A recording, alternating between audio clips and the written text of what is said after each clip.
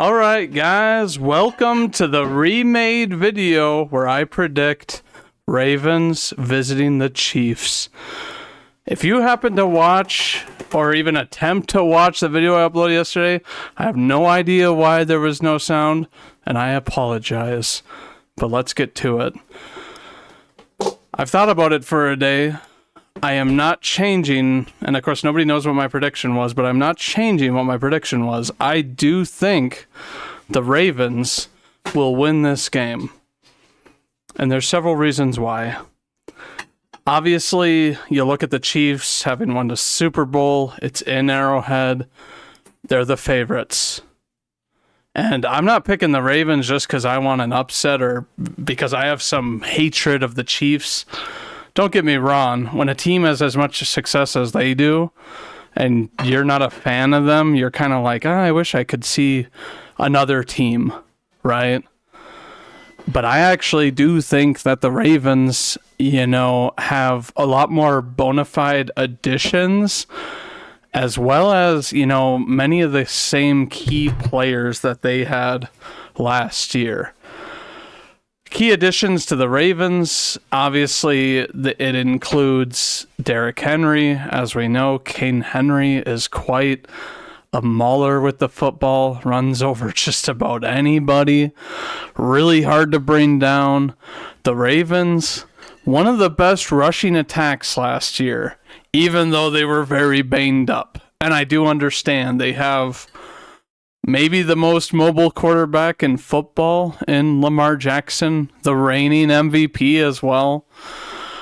And then even the last matchup that we saw with the Chiefs and the Ravens in the postseason, the Ravens didn't really stick to their guns. They didn't run it the way that they had been controlling and dominating the league with that stifling defense last year.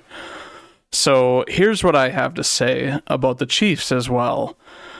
Obviously, a lot of changes to their wide receiver room. Rashee Rice being the only starter from last year to still be on the team. Kadarius Toney released with final roster cuts after the preseason, as we all know. Marquez Valdes-Scantling released pretty early because they clearly want someone that's gonna have a lot better hands than Marquez Valdes-Scantling has. And as a Packers fan, I really hoped, of course, that Marquez Valdes-Scantling could find his hands, to at least a very respectable level where it's not like, the narrative around this guy is that, he blazes past everybody, has incredible height, just doesn't have the hands, which, to be honest, happens with a lot of speedsters, and it's hard to have it all like those guys.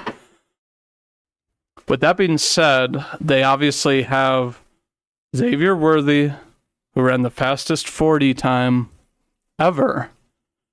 Which it's nuts to think about that, Patrick Mahomes will have had now two of the fastest guys we've ever seen. First the Cheetah, and now Xavier Worthy.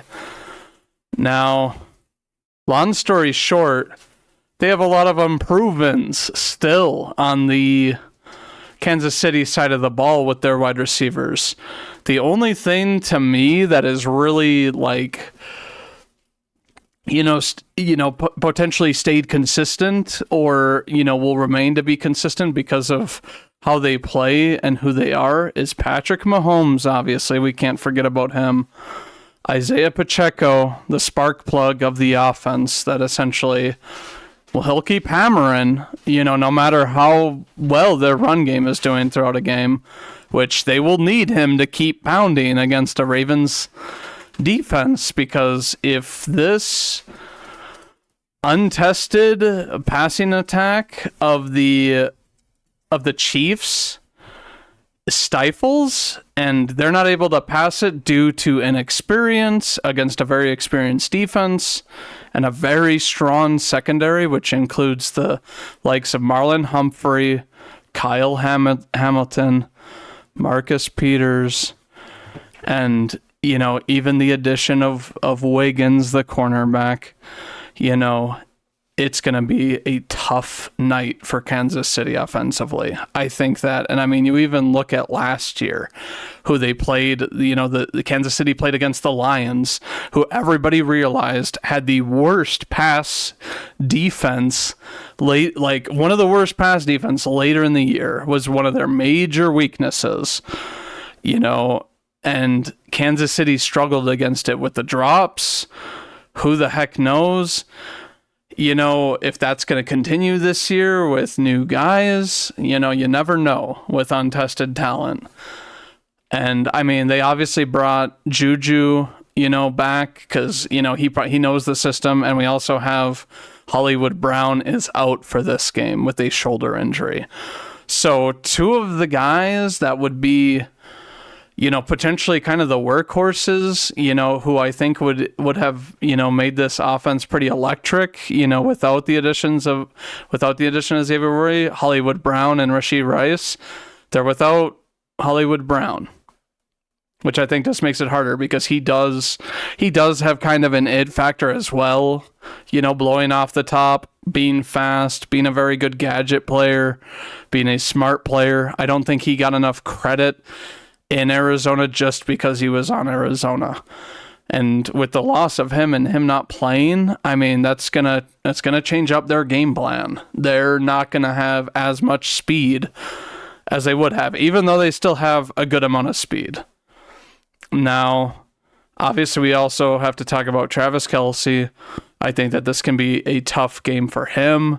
Not only is he getting older, he's another year older, and I mean, while he's I'd be willing to say that he's still either 1 or 2, you know, in terms of tight ends in the league.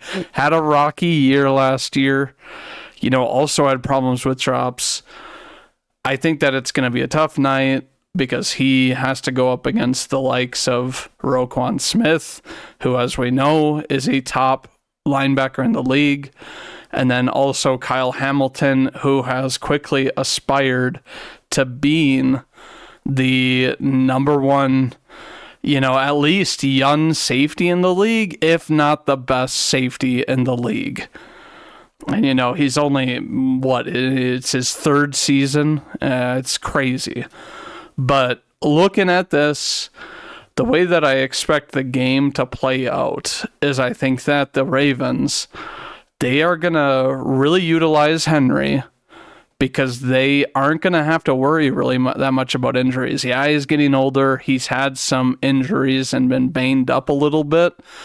But essentially, I feel like that the reason for that on Tennessee was because they just simply ran him into the ground. And I don't care how big you are, you're getting hit by these defensive players that are getting, you know, faster, you know, bigger, and, you know, are still just as punishing as, you know, back in the day. You know, so I think they're going to heavily lean on him. I do expect Zay Flowers, you know, to maybe take a step up, even though he was their best weapon.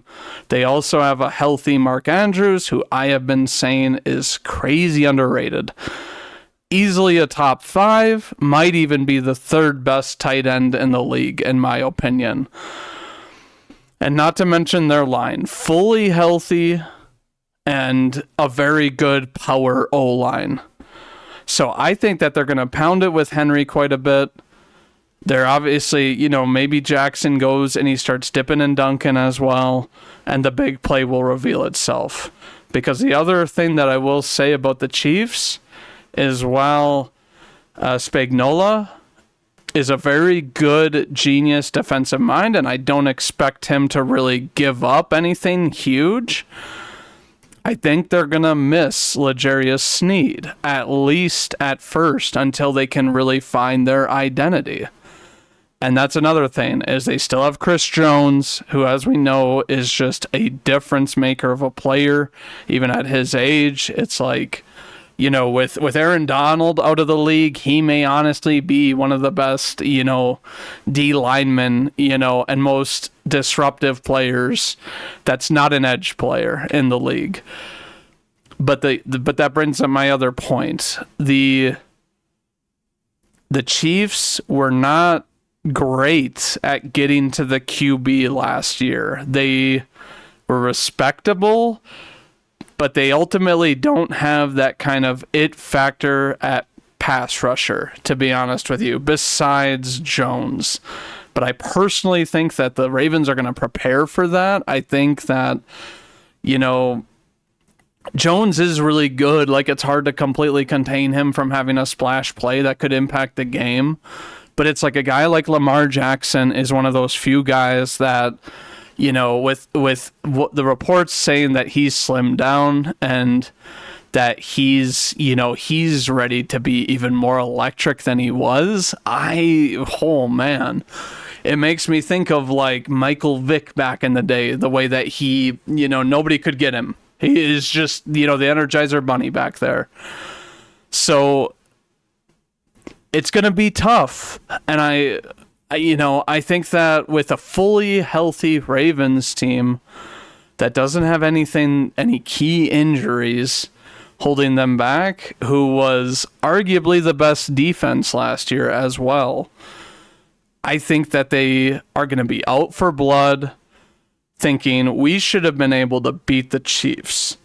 We let these guys off the hook, losing a game 17-10, where they held Patrick Mahomes to 17, which 17 in today's league is an accomplishment, and then holding the best QB to 17 is just another.